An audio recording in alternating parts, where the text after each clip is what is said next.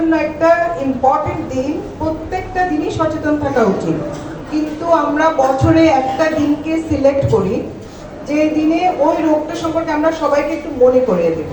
যেমন আজকে হচ্ছে জরায়ু মুখ ক্যান্সার সচেতনতা মাসের শেষ দিন।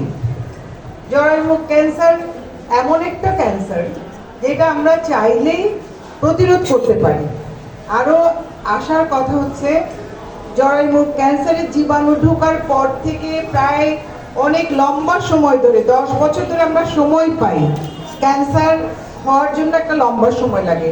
ততদিনে যদি আমরা একটু নিজেরা সচেতন হই, আমরা যদি গুরুত্বপূর্ণ 3টা জিনিস ফলো করি, যেমন স্বাস্থ্যসম্মত জীবনযাপন, আমাদের সবারই নিজ নিজ ধর্ম মোতাবেক সুস্থ সুন্দর জীবন, যে কোনো ধরনের এই যে আমরা জানি একটা রিস্ক ফ্যাক্টর হিসাবে ইনফেকশন, মাল্টিগ্যামাস, অনেক ধরনের সমস্যা আছে, আমরা এগুলা থেকে বিরত থাকবো। স্বাস্থ্যসম্মত জীবনযাপন, টিকা দিব কিশোরীদেরকে, যাদের বিয়ে হয়নি, আমরা 9 থেকে 14 বছর পর্যন্ত একটা টিকা এখন বলা হচ্ছে, আর 15 থেকে 26 পর্যন্ত 2টো টিকা, আর এরপরে যদি আমরা মনে করি কাউকে দেওয়া দরকার 45 পর্যন্ত, সেটা কনসালটেন্টরা দিতে পারবে, বাট ওদের জন্য দরকার হচ্ছে স্ক্রিনিং। তাহলে আমাদের স্বাস্থ্যসম্মত জীবনযাপন, টিকা দেওয়া, এইচপিভি হিউম্যান প্যাপিলোমা ভাইরাসের এগেইনস্টে টিকা দেওয়া,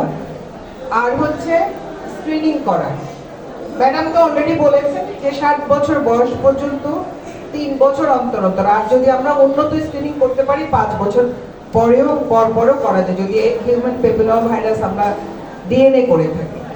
কাজেই আমরা সবাই চিন্তা করবো, আমাদের টার্গেট দেওয়া হয়েছে 2030-এর মধ্যে যে 90-70 ঢেকে গেছে, 90-70-90%, 90% আমরা টিকা দিয়ে বাংলাদেশের মধ্যে 90% কিশোরীকে টিকা দেব, 70% আমরা স্ক্রিনিং করব, আর 90%কে যারা অলরেডি ক্যান্সার হয়েছে তাদেরকে আমরা চিকিৎসা করব।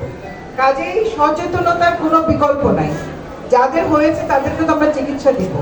আমরা যদি আজকে থেকে চেষ্টা করি সবাই মিলে, আমার নিজের বাড়ি, পাড়া প্রতিবেশী, নিজের প্রতিষ্ঠান, আশেপাশে, আপনার কর্মক্ষেত্রে সবাই যদি আমরা জরায়ু মুখ ক্যান্সার জন্য সচেতন করি, টিকা দিই, প্রতিরোধ করি, তাহলে এবারের একটা প্রতিপাদ্য elimination of cervical cancer, living no one behind. কাউকে পিছু রাখবো না, আমরা বাদ রাখবো না, আমরা অবশ্যই সার্ভাইকাল ক্যান্সার মুক্ত বাংলাদেশ করবো। এই প্রত্যয় নিয়ে শেষ করছি। ধন্যবাদ।